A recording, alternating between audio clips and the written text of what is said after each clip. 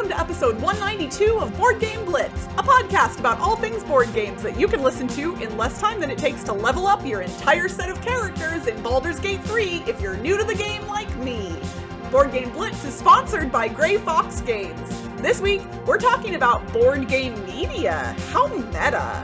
First, we discuss a couple games we've played recently, Bat Flip and Hello Kitty Day at the Park. Then, we talk about how board game media compares to media coverage of other forms of entertainment. And now, here are your hosts, Ambie and Crystal.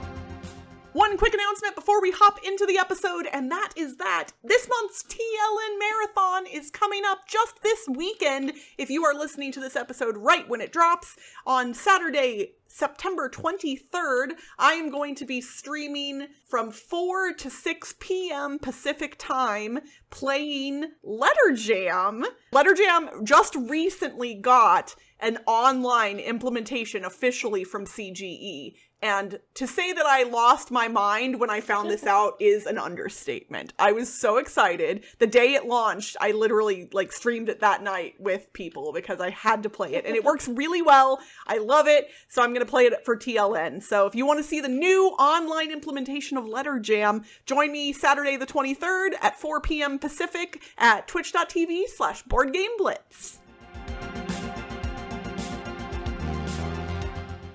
Recently, I got a review copy of Bat Flip, which is a two-player card game themed around baseball, published in 2022 by Scorelander Games, designed by Scott Corlander. It was, I believe, a Kickstarter, but I got a review copy of this because Toby likes baseball.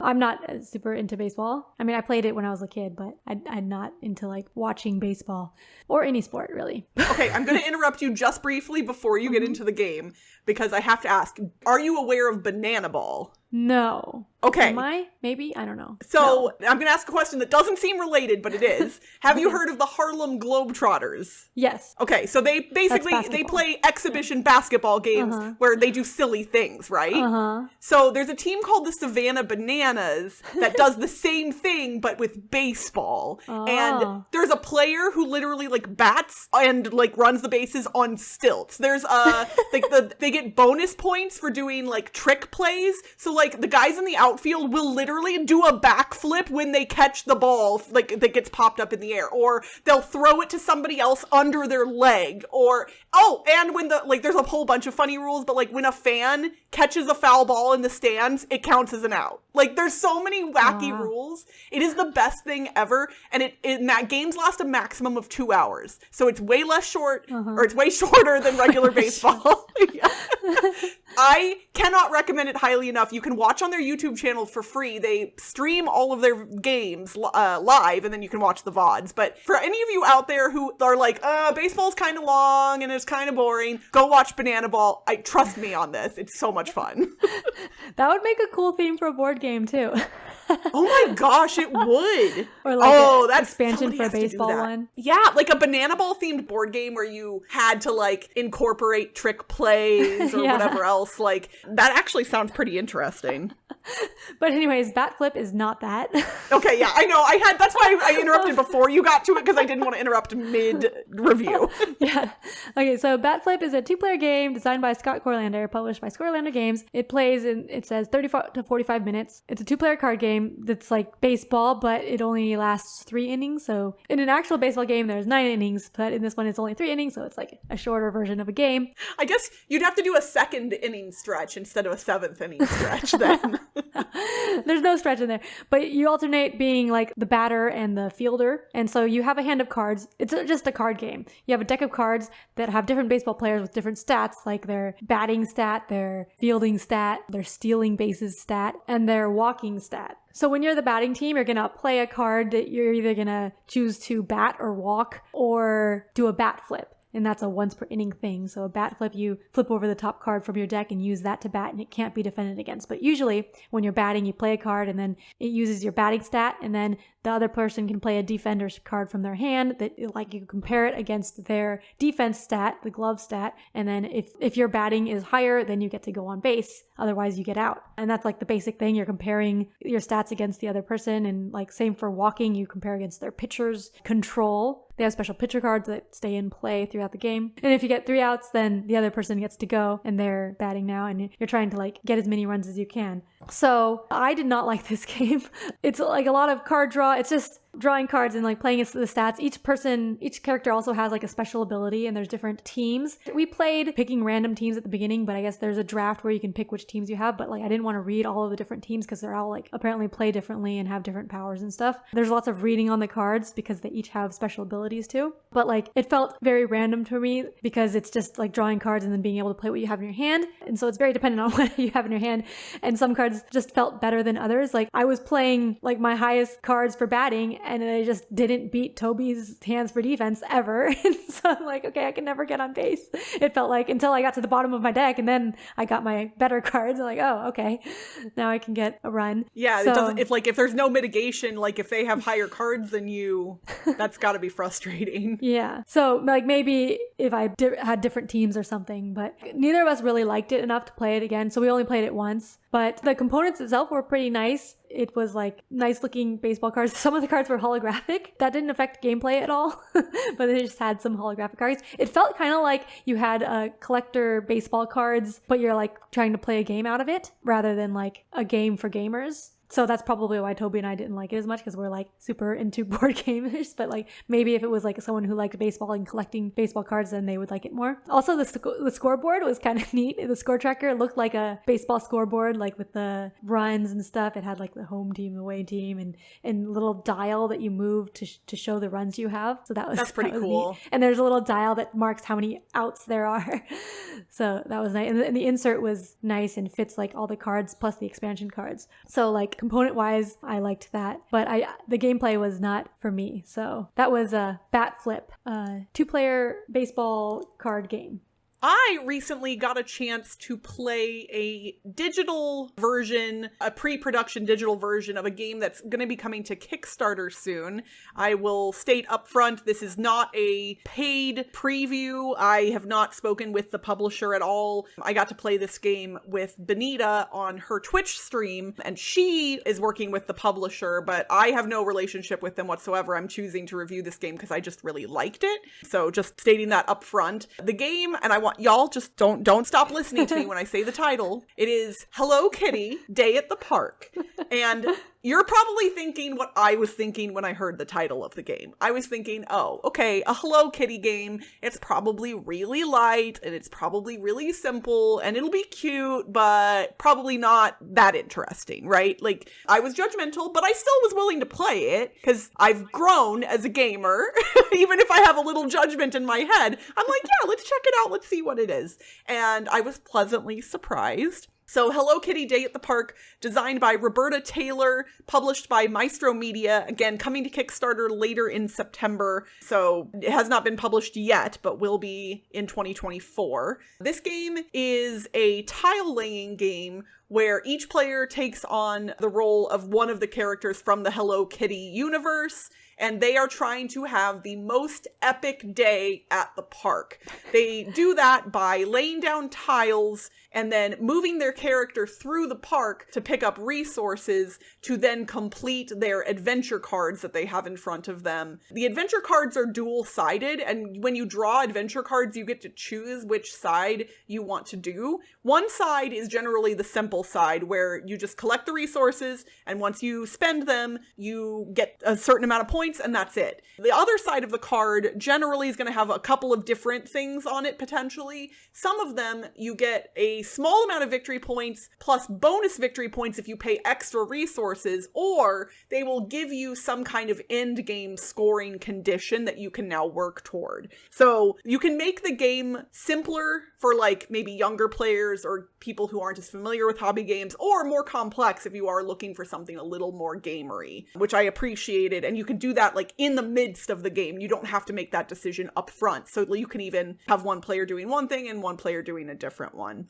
As you move your player through the park, the resource system is interesting because you get to pick up the resources as you move through the park, and then wherever your character ends up each turn, the resource on that tile you also have access to for free. You don't pick up a token for it, but when you are turning in adventure cards during that round, you get one of that resource for free for every adventure card you turn in. So your movement around the park needs to be really strategic because of the free resources that you have to utilize potentially. So if you can plan your adventure cards and your pathing well, you can turn in a lot of adventures all at the same time. There are also these tokens. Every time a new tile comes out, it gets a token on it. And when you pick those tokens up, you flip them over to see what's on them. And they give you a number of different benefits. Some of them will let you switch out resources for other resources. Some of them will give you a wild resource and other cool benefits. Those can be very powerful throughout the game as well. This is still at its core a relatively light game. It is not super complex or super deep by any means,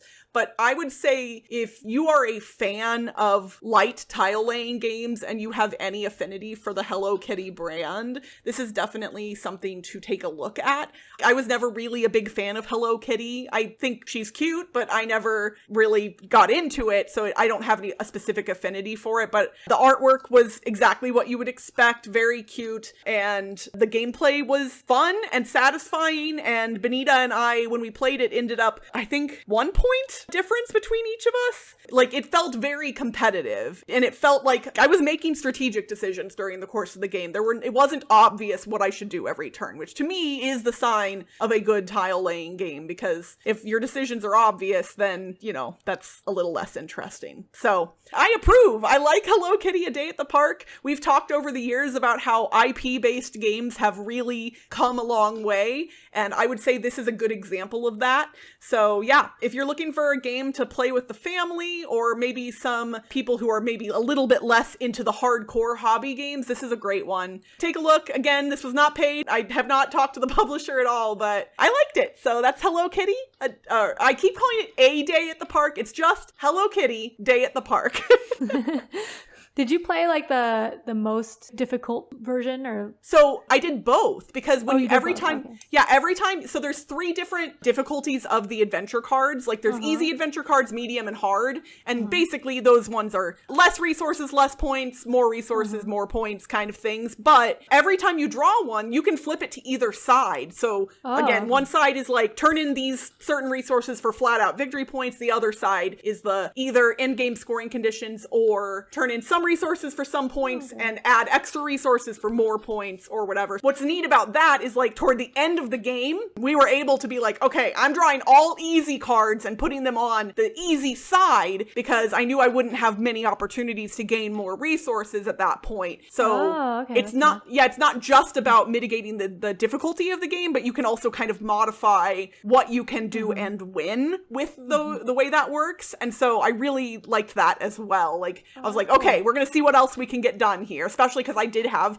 some end-game scoring conditions that were like, if you have this type of card, you score X points at the end of the game. And so I was trying to pick up those cards and get as many of them completed as I could. So at that point, it actually behooved me to take the easier ones potentially. That's interesting that like the difficulty level can actually be very strategic. Yeah, like I really was impressed. Yeah. All right, so recently, well, not super recently now, but in the recent past, there has been the conversation that pops up, it seems, I don't know how often, once a year, once every couple of years, all the time. It keeps coming and coming and coming. Like the Energizer Bunny. Yes.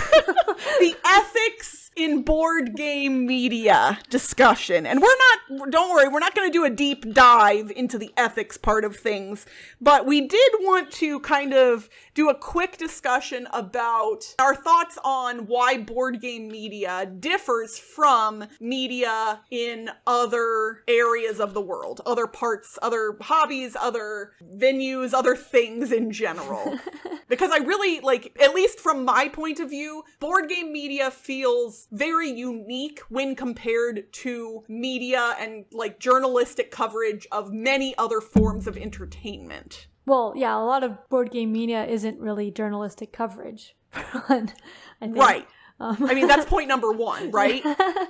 Yeah, I don't actually consume much media outside of board game media, so a lot of times I'm like, I don't actually know what other media is like nowadays because I don't... Like, I watch some video game YouTube channels, but that is somewhat close to board gaming, I think. I don't know. But yeah, I would say YouTube kind of runs the gamut at this point. You have everything from very professional journalistic entities on YouTube all the way down to a 12-year-old in their basement giving their opinions, right? So the entire scale exists on YouTube, so it's hard to kind of use that as a point of direct comparison. But if you look at like news or media outlets that are more official, so in board game media, like the Dice Tower is one of the more prominent names. Like if you were talking about board game media, I think you would name stuff like Watch It Played or the Dice Tower kind of first and foremost if you were trying to be like the big people in board game media.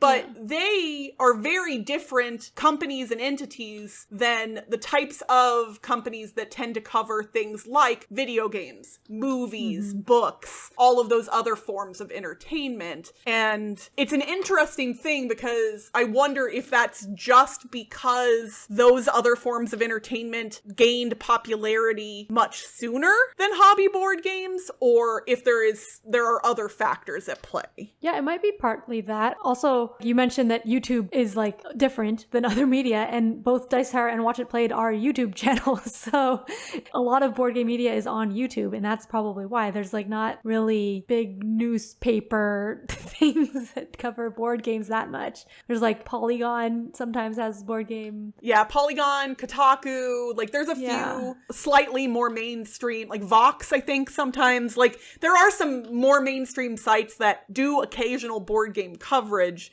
but very, very few that have like dedicated people or teams that cover board game news. Like that's not generally like a wing of one of these companies. Yeah, like the other thing I would think was Board Game Geek, like because they have blog posts, Board Game Geek news, like every week or something. I'm not sure how often. So that's what I was thinking of if you exclude YouTube. But then it's like no shade to any of the companies that we're mentioning here at all. And I want to be specific about Board Game Geek right here because the work they do is amazing and very important. But like Board Game Geek, I don't know what their editorial process is like. But if you're at a company like Polygon, for instance, there generally is going to be an editorial process that every piece of content is going to go through. Often, if you're doing like a big story, there will be fact checkers who will go through the work of the reporter and make sure the details are accurate. Like somebody outside of the person who is writing the thing that will be like, okay, yes, this, and this, I fact checked them, those are accurate. And then there's an editor who goes through and makes sure everything is, laid out well, makes sense, clear, and will potentially be like, okay, we need to change this for X, Y, and Z reasons. And I would guess that, again, aside from those few sites that do some board game coverage occasionally, if we omit those, I would guess that there are likely no dedicated news outlets that do that full journalistic process for just board game media specifically. Yeah, probably not. I can't think of any that would. Which is interesting, right? Because I think a lot of people kind of are like, well, board games are subjective. You can't say a board game is good or bad because it's based on personal opinion. But then movies get reviewed, books get reviewed, like all these other forms of media that technically are subjective get journalistic coverage and get reviewed by journalists. So I wonder when board games will kind of hit that point where journalistic coverage will either become desired by the populace of board gamers or necessary because of board games' popularity. Like if it will ever grow enough that that kind of coverage will feel necessary. Yeah. Well, yeah, we already mentioned like there's sometimes there's reviews on Polygon and stuff. Like Charlie Thiel does reviews there. But yeah, like I don't know. I think when we think of board game media, it's like a lot of hobby people too, like just people doing it for fun, which is mostly like YouTube. And I have people doing podcasts. like us. It's like, hey, we can do a podcast. Right, which is literally how we started. We were just like, hey, we could do that. And a lot of other people start the same way. And what makes us experts, right? We truly, like, we're nothing. We just love playing games. And a lot of people kind of are like, you know, who are you to talk about board games or whatever else? But it's the dearth of coverage from other outlets that I think has really led to the hobbyists wanting to talk more. Because if board games had the same levels of coverage as video games, for instance, I don't think there would be as many hobby media creators, because there wouldn't be a need for it, right? People love to hate on, I shouldn't say people, a small population of people, a small percentage of people love to hate on board game content creators, and they continue to, you know, be like, all these board game content creators, they're shills and they're doing paid reviews for companies and it's all fake and whatnot. And there may be bad apples in the bunch somewhere, right? But from what I know, generally, that's not the majority of the board game media people that exist. And most of the people are doing it because they do have a love of the hobby and they want to spread that love to others. And how else is the hobby going to grow if no larger outlets are covering it, right? Yeah. And I guess also if larger outlets covered it, then people wouldn't think of board game media as these small people doing hobbies. Because like there's lots of people, small YouTube people just doing stuff about other things too. And people don't call them like, oh, I don't know. I don't watch enough other content. That's a good point. But like, and those people, to be fair, video game companies do send out review copies of video games to small creators, right? They don't just send them to the big, huge news outlets. There are lots of smaller content creators that exist that if they reach out to a video game company, even if they have a pretty modest audience, the company often will say, yeah, sure, cover this game. Now, video games, the work has kind of already been done to create the thing, and since it's digital, it's a little less expensive to theoretically give that game to someone, right? Now, obviously, they're losing out on the money that person would have theoretically spent, but a board game company has to pay to physically ship a physical item to a board game hobbyist. So there are different costs involved, and I can appreciate that board game companies have likely really been struggling the past few years as shipping costs have risen with how do we continue to get coverage on our games without like making our margins, you know, too ridiculous, because we can't send out 1,000 copies of this game because we need people to buy it.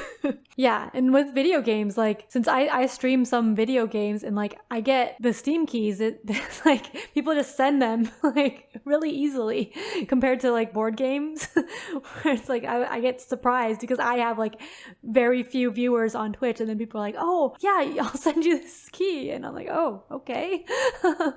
But whereas like a board game, I just feel like the shipping alone costs so much.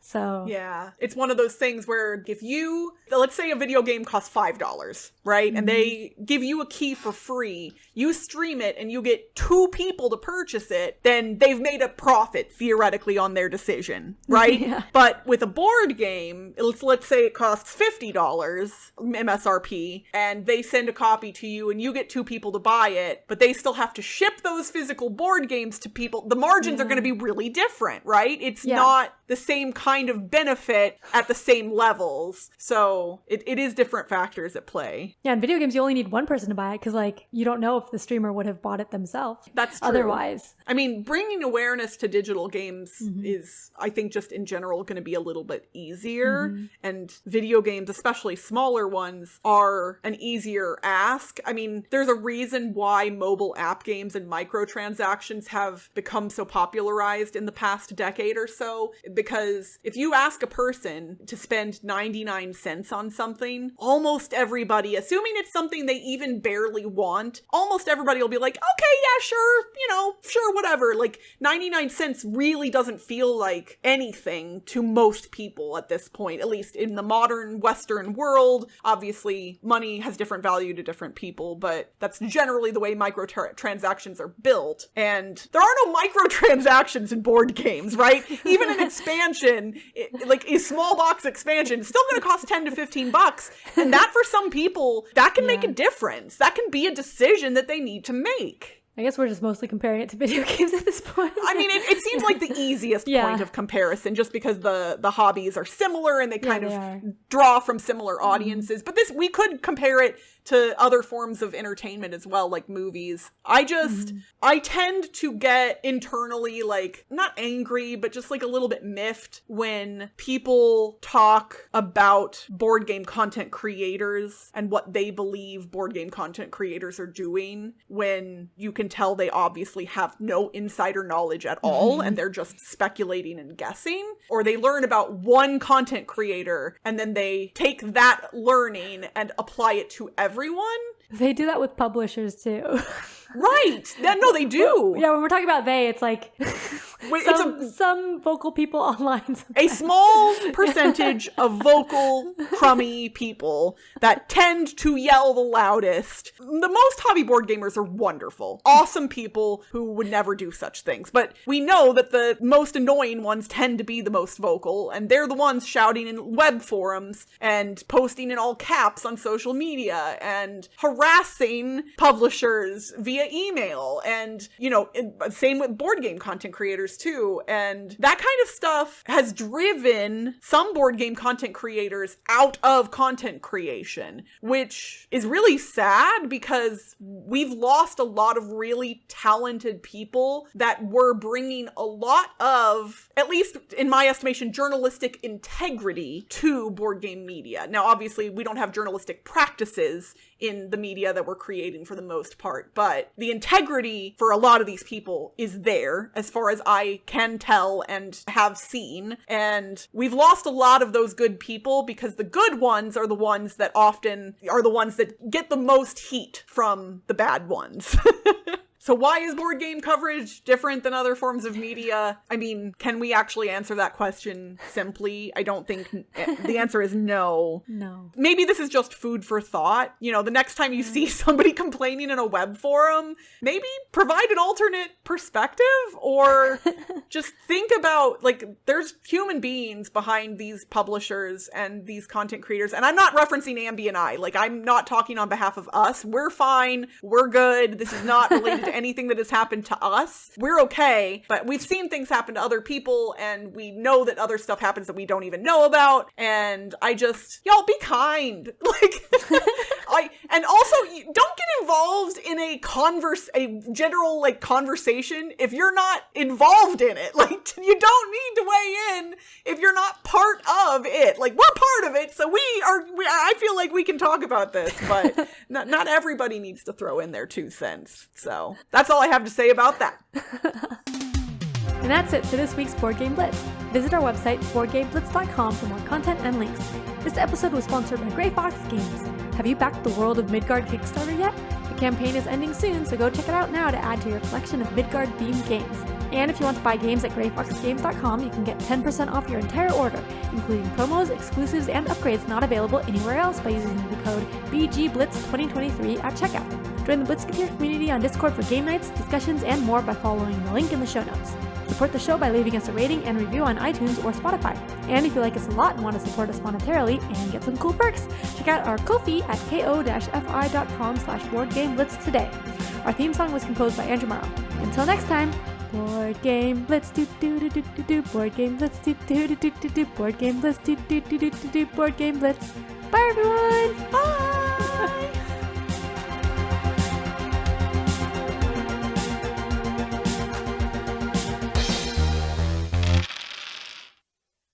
In an actual baseball game, it lasts 9 innings.